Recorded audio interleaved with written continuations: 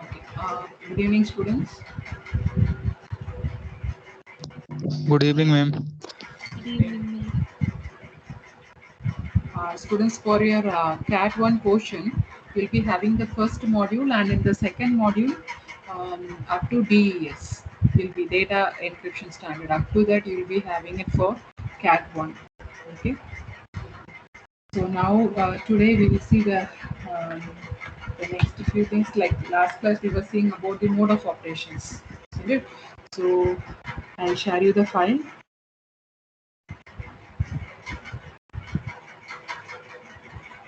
So this we were seeing it like previous class. We were seeing the different modes of operation for block cipher.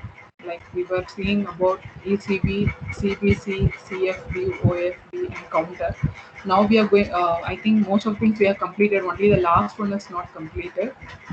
Only counter part is completed, and yeah, this we were seeing at the end, isn't it?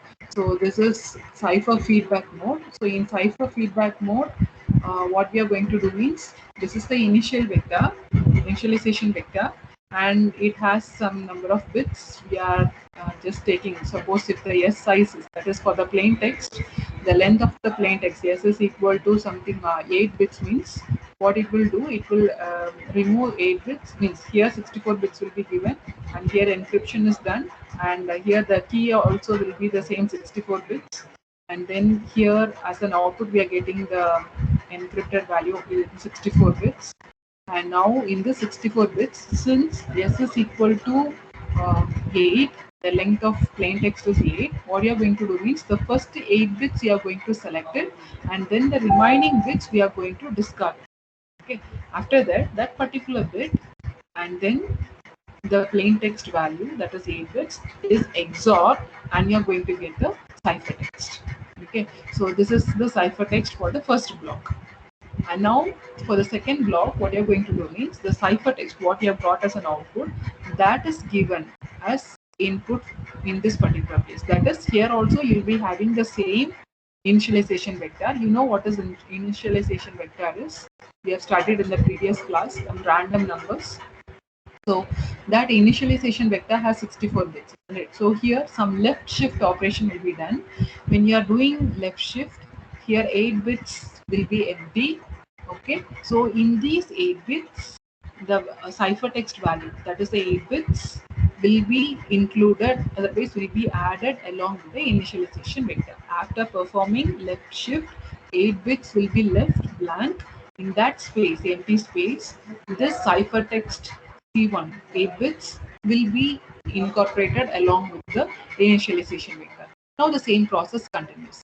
Key is there, 64 bit, we are encrypting it. So this is the encryption function, and then it carry on. Here it will discard 64 bits, and the first 8 bits will be selected and remaining bits will be discarded, and then you have like that it goes on.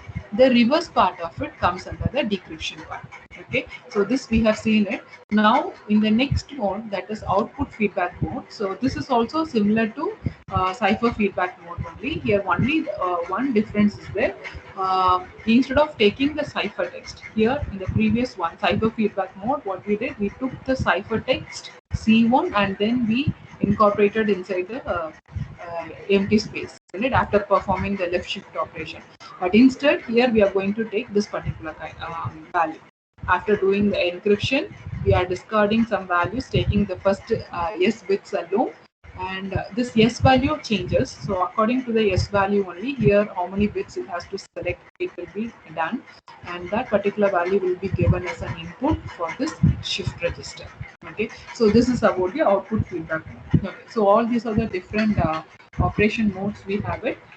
Now okay, whenever we talk about the block cipher features, actually whichever algorithm is following this block cipher. Most of the symmetric key algorithm, it follows this block cipher method, the different mode of operations and all. So whichever is following this block cipher features, it will have all these features. So it will take it into consideration all these things, that is block size, key size, and the number of rounds it is taking place, and then the encryption mode, what type of encryption mode we are taking place. Mainly it is used for security purpose. Okay, so whenever we see block size here, the block size is in general it is large in size. So it will be here if the block size increases, then the security also will increase. But the thing is, the encryption and the decryption algorithm, what we are going to use, it will degrade. So that's why we should have a proper block size. Okay, normally the block size what we are going to use, for example in DES, if you see like the block size, the fixed block size will be normally it will be some 16 bytes. Okay, each block will be of 16 bytes. So that we have to take it into consideration normally. Okay, so this in detail I'll be explaining you in the next one. Next one is about the Fistel cipher block, or otherwise we'll call it as Fistel structure. So I have given all the explanations in these slides, and the picture also I have given it over here. I'll explain you in the board, and then I will move on to this one. Okay, so it looks like somewhat clumsy, so I'll explain it in the board, and then we will move on to this one. Okay, so here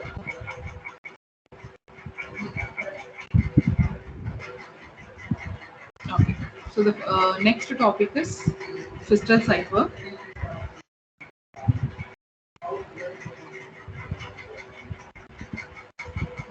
One second.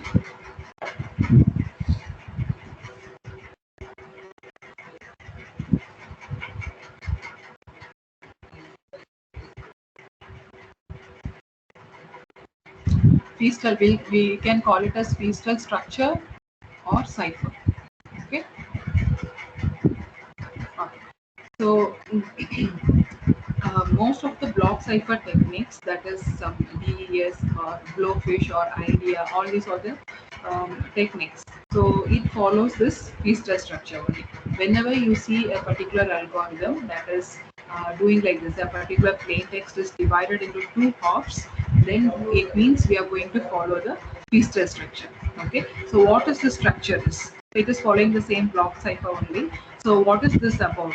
Means like first like the plain text, the message what you want to send, that will be divided into blocks, isn't it? So let us take one particular block.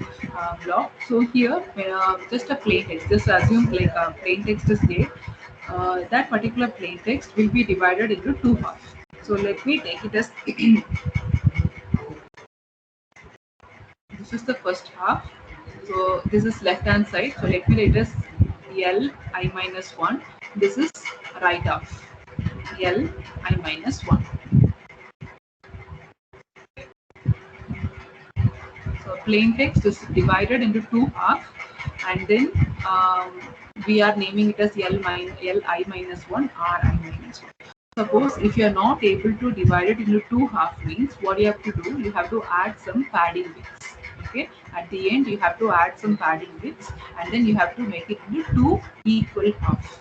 Right, now when after this, after dividing it into two halves, what you have to do, this particular bits, these values, whichever you have it over here in the right hand side, you should perform some function. Okay, some function is performed over here. This will be given as an input. So here some function is performed. So we will see one by one. Now just listen, we see the structure alone. We'll see one by one. So to perform this function, we need a key. Okay, we need a key. What is this function means? This is the encryption function, whatever the thing we are taking it. Either it can be the function, it depends upon the algorithm, like whether it can be a DES, or it can be Blowfish, or it can be IDEA. Okay, any algorithm it can be. So the function is performed in the right half. Okay, this particular function is performed in the right half. It depends upon the algorithm of the particular encryption technique. So accordingly, the function will act. Okay, so to perform this algorithm, we need the input and then we need the key. So we are performing this function, after performing the function, you will get some output that is XOR. So we know the XOR operation, that is XOR with the Li minus 1. Okay, so this particular output and the Li minus 1, that is the left half, these two performs the XOR operation. So here we are getting an XOR operation, and the output of this XOR operation will be acting as the next round, that is the next RI element, next set of right hand side element. So this is Ri minus 1, this is acting as Ri. Then what is Li means? We are going to do some kind of swapping. Okay, means this particular Ri minus 1 will be acting as the next Li. So like this it will be moving. Okay, so now here this particular section is the plain text which is divided into half. We are performing some function using the key and then Ri minus 1, and we are doing some XOR operation. Finally we are getting a result, isn't it? The entire thing is, we call it as round 1. Okay, similarly we are going to perform the next set of operation, so that is Li, and here Ra is there. Okay, now the same operation continues. So when it is continued, here you will have a function. Okay, we'll have a function, and to perform this function we need a key, and to after performing this function you will be giving this output to an XOR, and this Li will be given as an input for this XOR operation. So after performing the XOR operation, you will be getting the output. That will be Ri plus 1. Okay, the next value. This is Ri minus 1, this is Ri, and the next one is Ri plus 1. And here, this Ri, that is this particular Ri, will be moved to this place, and this will be acting as Li plus 1. So this set of operation, the same set of operation, we are calling it as the entire step-by-step process, we are calling it as round 2. Okay, so this is what happening in the Feaster structure. So how can we divide, how can we explain it? What is Li? How can we give the formula for it? How do we get this Li? Li is equal to Ri minus 1. So how do we calculate Li? So similarly the next one also. Okay, so Ri minus 1. Similarly you can calculate the next round values of Li and Ri. So how do you calculate Ri? What is this Ri? What are things we have done it? So Ri is equal to this Li is XORed with the function of this Ri minus 1 and then the key. So when we are writing it as a formula, you can just write it as Ri is equal to Li minus 1, this Li minus 1 XOR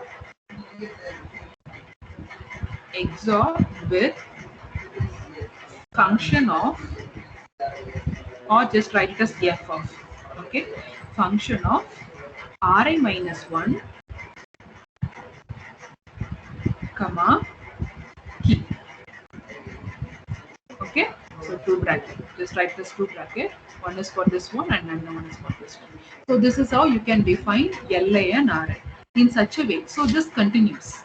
Okay, so whenever in whichever function, whichever encryption function, whatever may be, like whenever you see this Li, that is a particular plain text, it is divided into two different halves, then we'll call it as it is following, that particular algorithm is following a Feaster structure. Okay, so it is following a Feaster structure. In Feaster structure only, we will divide a particular step, particular plain text into two different halves. So what are the steps we can do it here? The plain text is divided into blocks of fixed size, and only one block is processed at a time. Okay, and here the encryption function is there. We will be applying it, and then we'll use this XOR function to get the next array value. Similarly here, and here if you see this entire process, we are calling it as round one, isn't it? So in each round in each round encryption function is in each round the encryption function is applied on the right hand side. That we know, isn't it? Okay. Now we are going to see the. Now we know how this Feaster structure has occurred. So in the Feaster structure, actually there are two things over there. That is, we have studied two functions. That is substitution and transposition. This is it. So here in this Feaster structure also we have the two things. That is substitution and transposition. So in transposition in Feaster structure, if you see, they will be giving it in different terms. That is called permutation. Okay. Wherever you see permutation, it means that some transposition has happened over there. Okay, so these two things will be done. So we know what is meant by substitution. So when we are doing the substitution operation, it means that we are instead of a particular state value, you are performing. Means here, if you see, we are instead of a particular value, we are giving some other value. So that is called a substitution. What is meant by transposition? We are changing the order. So this particular set of bits, we are changing the order over here, and then we are placing it in the left hand side. So in this place you see the permutation, that is a transposition, and in this place you can see the substitution function. So both the things are there in the Feaster structure.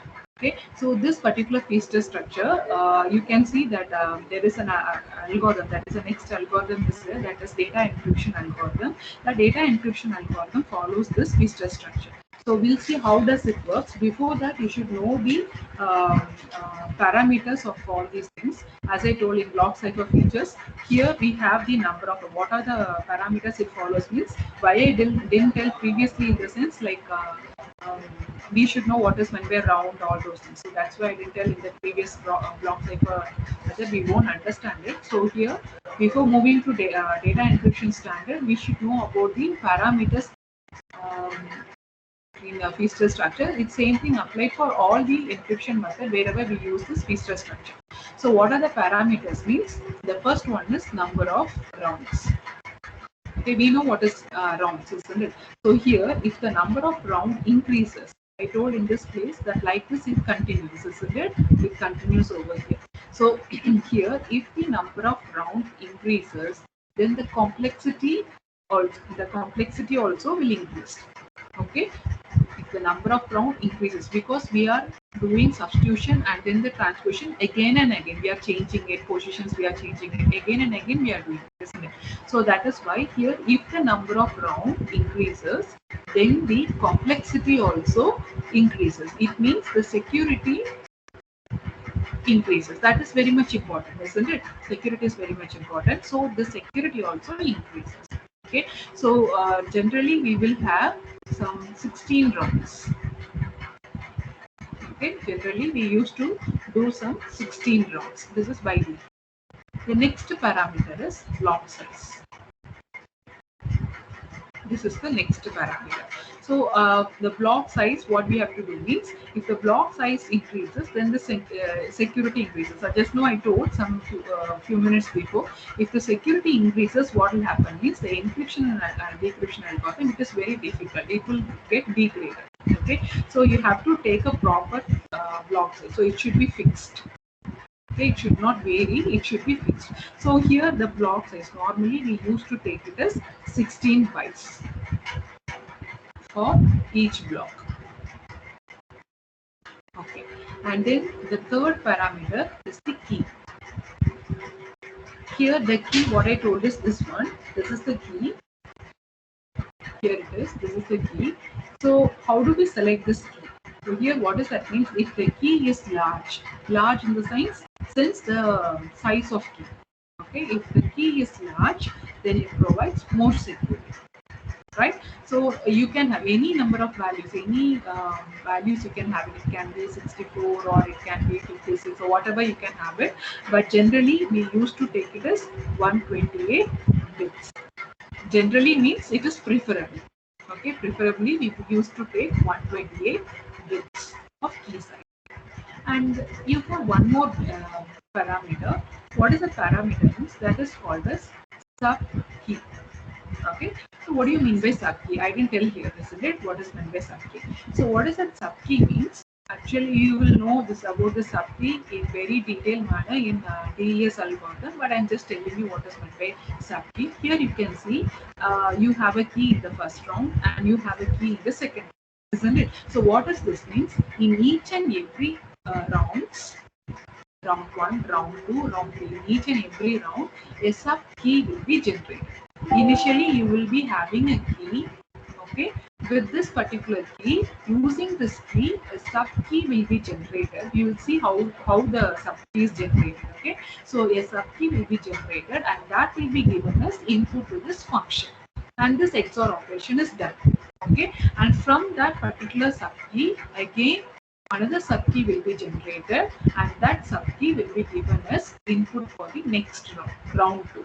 Like this it goes on. So what do we see here? In each and every round there are different keys are there. Isn't it? Subkey means new keys we are generating it.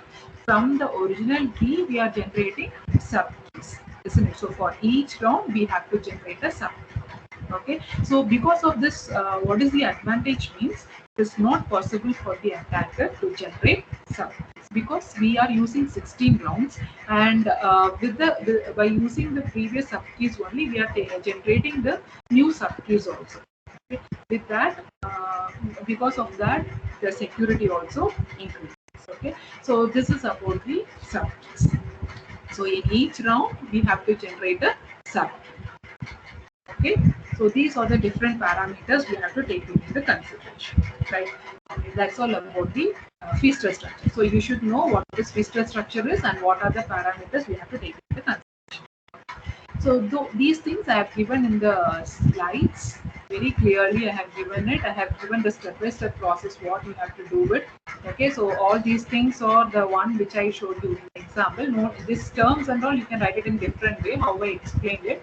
So here I have told this is the plain text. This is the plain text. So this is means Li minus 1, Ri minus 1.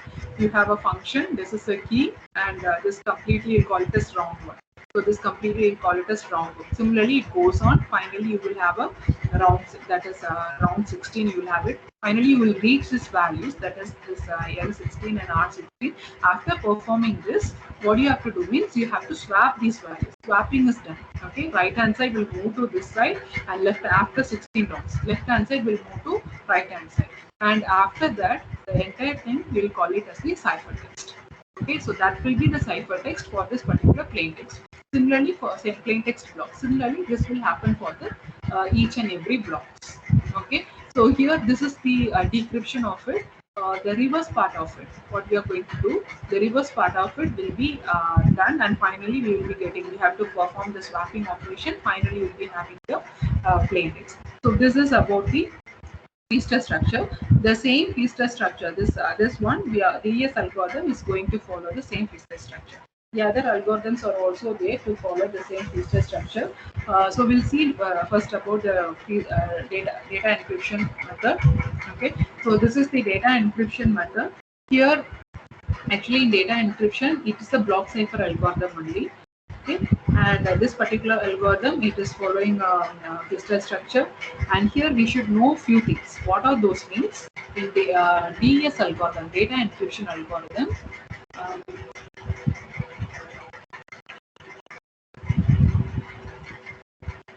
you just remember the Feaster structure in your mind and you should know all these things, that some parameters we studied, isn't it? That's what.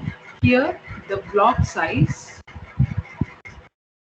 all these are fixed. We cannot do any changes. It is fixed for data encryption algorithm. The block size is 64 bits. Okay, and this is the first one. The second one is the number of rounds. Usually it is 16, isn't it? The same 16 rounds are there. The number of rounds in data encryption standard is 16, and the key size is 64 bit. Okay, block size is 64 means the plain text is divided into different blocks. Each block has 64 bits. If the plain text block is 64 bits, then the key size also should be 64 bits. Okay, here each round should have a separate independent key, so that is called as subkeys, isn't it? So 16 round means 16 subkeys are generated. Okay, so we know that just now I explained all those things. So therefore subkey size should be 48. Okay, so what is that 48 bits means? From that 64 bits, 64 bit key, we should generate some 16 subkeys of size 48. So that is what we are going to do it here. So that we will see one by one later. Okay, and here finally we will be having a ciphertext.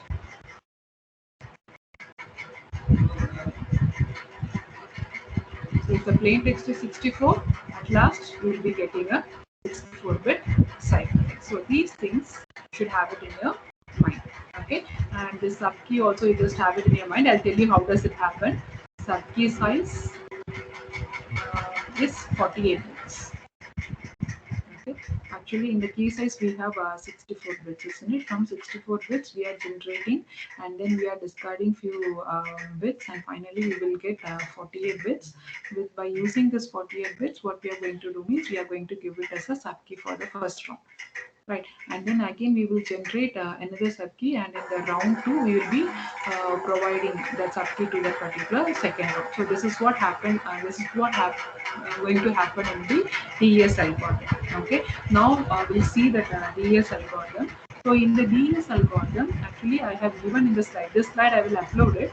So in DES algorithm, we can see whenever you take a 64 bit, so for example here this is the the entire plain text. Just assume like that you will have a plain text, means plain text in the sense the block size, the particular block size you have 64 bits. So in the 64 bits, each and every 8th bit, okay, each and every 8th bit will be considered as, will be taken as a parity check. You know what is meant by parity check? Parity check means it is mainly used for this error detection.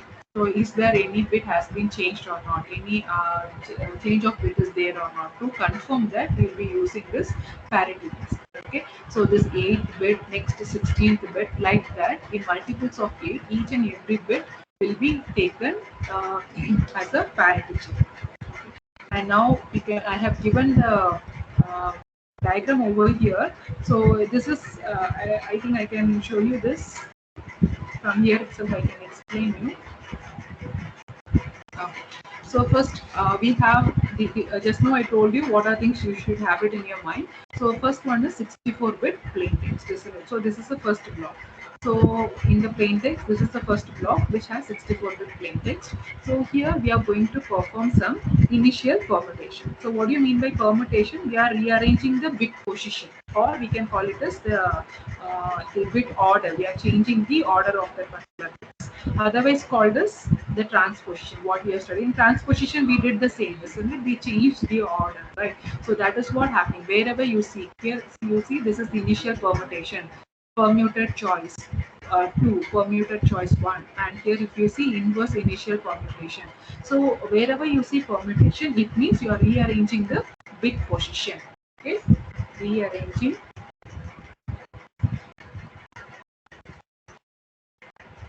the bit position. So this is very important. So we are doing the initial permutation over here. So in this place you will be getting as an output of this initial permutation. How do we do all these things? We see one by one. First you will see the structure of this DES algorithm. So as an output you will be getting a 64-bit value number. Okay, and this is round 1. So we know what is meant by round 1. In Feastel structure we have seen. So inside round 1, so many steps has to be taken, isn't it? So we will see next inside round 1 what are the actions, what are the steps are carried out. We will be seeing.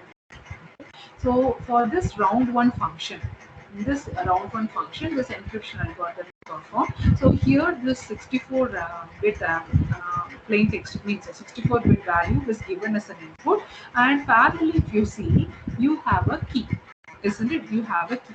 Actually, your key should be 64-bit. Isn't it? Your key is 64-bit, and from that 64-bit, what happens here is that this is actually 64-bit. Okay, 64-bit key is given as an input in this place. So here permuted choice. This is a kind of transposition only. We are performing the transposition. Okay, the bits order we are changing it. After doing it, what you are going to do is you are going to get the what is that we are going to perform left circular shift. Okay, so when you are performing left circular shift, in that particular case, the 64-bit will be converted to 56 bits. So what happens over there means 8 bits will be discarded in this particular case. Okay, so we are going to perform a left circular shift in this place, and then we are going to remove, means we are going to discard some 8 bits. So you'll be getting a 56-bit key. So here it will be of 56 bit. Okay, it will be of 56 bit. So now after 56 bits, now this will be given as an input to a permuted choice 2. Okay, when it is performing this permuted choice 2, that is again the transposition rearranging, you will be discarding some few bits, that is from 56 to 48, isn't it? So how many bits? 8 bits. So some 8 bits are discarded. So here you will be getting some 48 bit key. Okay, so this one we are calling it as the sub key, right? So here you are having a 64-bit, and here you are having a 48-bit. So this is 64-bit key. This is the original key length, and you are giving it for permuted choice 1. So in the permuted choice, some keys are discarded. So we will be getting a 56-bit key. You are performing a left circular shift, and then after performing left circular shift, it is again given to permuted choice 2. So here also some transposition is done. After that, some in this also you are what you are doing, you are discarding some bits, that is 8 bits are discarded, and finally you are getting a 48-bit key. So this is what we studied, like in sub key, from 64-bit key we should generate a 16 sub key. So totally 16 rounds are there, isn't it? So like this you will be generating it. So each bit will be of 48 bit. Okay, so this is your sub key that will be given as input to this round one. So here some operation is performed. Okay, the same way here also what happens, this is for round one. The same way what happens means you are moving to the next round. So when you are moving to the next round, in crystal structure I have told you, like right hand side will go to left hand side, and some XOR operations will be performed, and after performing this it will come to the right hand side, isn't it? And then it will perform the next set of round. Again the same thing happens over here. So this is a 56-bit key. This is a 56-bit key, and left again the next in second round. Next, once again the left circular shift will occur. After performing this operation, here you'll be having a 56-bit key. This is again you will permuted choice 2 function will be performed. After that you will have a 48-bit sub key. So this is a 48-bit sub key. This sub key will be given as an input to round 2. Okay, like this for each and every round it happens. Right. So after performing all these things, what happens is that it will reach the last round, that is round 16. Here also the same thing happens. Finally, after completion of all these things, finally an inverse initial permutation will be happen. So here only the final swapping will be done, and after performing that swapping, you will be getting a 64-bit ciphertext. Okay, so this will be the ciphertext for this 64-bit plain text. So initially it will be like somewhat a different way. So means you won't be understanding it in that much clearly. So just to see what are the actions taking place. Okay, so we are following the feasible structure in DS algorithm. Here we are following these steps. First, initial permutation. So I'll show you what are things will happen in initial permutation, all those things. So initial permutation and round function is done. Parallelly, key is there. We are performing permuted choice 1, left circular shift, next permuted choice 2. So when you are doing all these things, here substitution is done. Some bits are discarded, and so 64 is converted to 56. Next permutation, 56 is converted to 48. Okay, and it is given as an input. So here this is 48 and 64, isn't it? So some action will be performed inside the round function. So it continues. Okay, so now in detail we will see like what happens in the single round. So what is this picture means? This is the about this round 1. In round 1, actually what is happening? So that is what given in this particular picture. Okay, so what is happening over here? This is actually a 64-bit, isn't it? This is a 64-bit initial permutation, isn't it? So after performing the initial permutation, a 64-bit is given as input to round 1. So here only the Feistel structure is going to apply. In Feistel structure, what will happen? The particular text will be divided into two halves, isn't it? So that is what happening over here. So it is divided into two halves. So 64 is divided as 32 bits and then 32 bits. Okay. So this is left hand side and this is right hand side. This is the structure, the Feistel structure, what we saw. Right? In Feistel structure, we told that in right hand side, and then we'll have a function and then XOR operation. In the function, we'll be having a key, isn't it? So this is what we saw. Right hand side, so some function will be performed over here. Here some key will be performed, and then we are performing the XOR operation with the left hand side. Same thing is done in this case. Okay. So here the function, the entire thing is a function. Okay, and then after performing the function, you will get a output. With that, we are performing XOR operation with the left hand side bits, and then you are getting the output. Did you understand this one? The structure alone.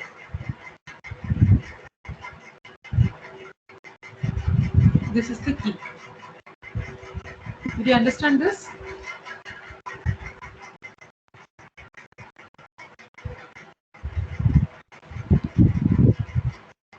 Students, did you understand this?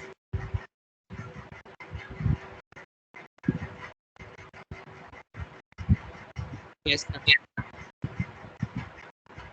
Okay, so like this, the values are divided and then you are getting these values, right? Okay, now here this is the key.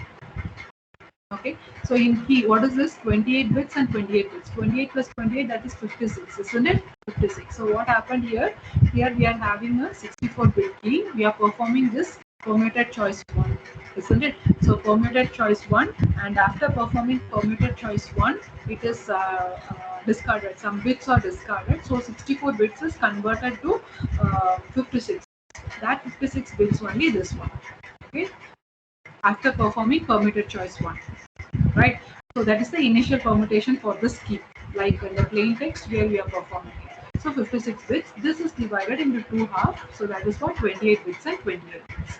Okay, after performing 28 bits, after dividing into two values, what we are going to do is we are going to perform left circular shift. So this is actually left circular shift.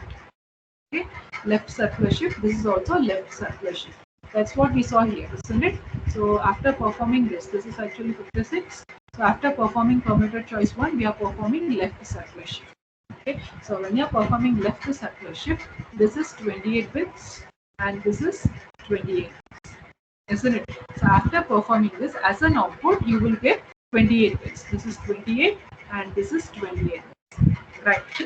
This will be given as an input to permuted choice 2. That is the next one. This one, permuted choice 2. So as an input, it is given as as an input, it is given into the permuted choice 2. In otherwise, it can be called as contraction also, permutation or contraction, anything. Okay. After performing this permutation, okay, means transposition. After performing it, what will happen? This is 56 bit, right? So this is 28 and this is 28. Totally you have 56 bit over here. After performing it, some bits are, that is 8 bits are discarded in this, and after discarding the 8 bits, that input, that is 48 bits, will be given as the sub key. Be given as a sub key for this function. Okay, so this happened in the key, and when you see in the plain text, what happens is that the 32 bit, that is in the right hand side, that 32 bit is given as an input to this expansion permutation. So this is for this is expansion permutation and this is substitution. So there is a difference. So what is this E table? What is this S box? That I will be explaining it later. So in expansion permutation, what happens is that this 32-bit text, means the set of blocks, will be expanded. Means some more bits are added and you will be getting it as 48 bits. Okay, that is called expansion. How we are going to expand it, that we will see the table. Okay, this is 32-bit. It is given into, we are using this table to expand the number of bits, and finally we get a 48. So we are performing a XOR operation. This is 48-bit and this is also 48. So you'll get an output as 48-bit. Now what you're going to do is you're going to use a substitution method. Okay, so in the substitution, we know what is meant by substitution, isn't it? What we will do, instead of a particular character, you'll be using another character.